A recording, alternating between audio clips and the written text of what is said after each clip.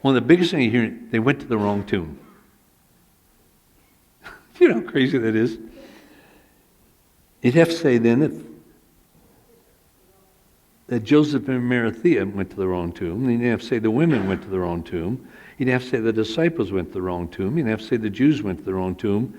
You'd have to say the Romans went to the wrong tomb. And then you'd have to say the angels went to the wrong tomb.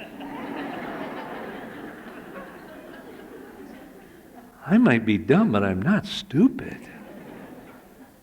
And then the biggest one is, and this is all documented right in the Psychiatric Association, is they say it was hallucinations. Any psychiatrist look at that and laugh.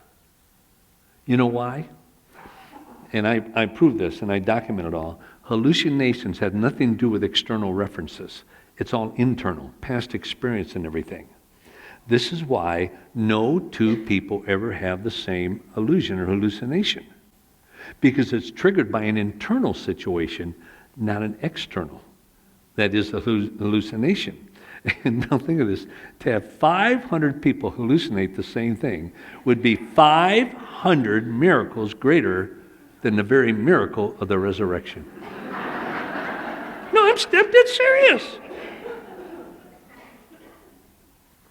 I put it this way, the shallowness of the critic speaks louder than the voice of the believer. And that blew my mind when I set out to refute it. Well, it ended up, it did bring me to Christ. And I was able to confront the fellow that had raped me for 7 years, led my father to Christ, who lived for 14 months, died because 3/4 of his stomach had to be removed. His kidneys were destroyed through 30 years of drinking. But over 100 businessmen and all accepted Christ through his life in that little town going out about 100 miles because of the changed life of the town drunk. My wife puts it this way, honey, because Christ was raised from the dead, he lives. And because he lives, he can enter a man or woman's life and change them from the inside out.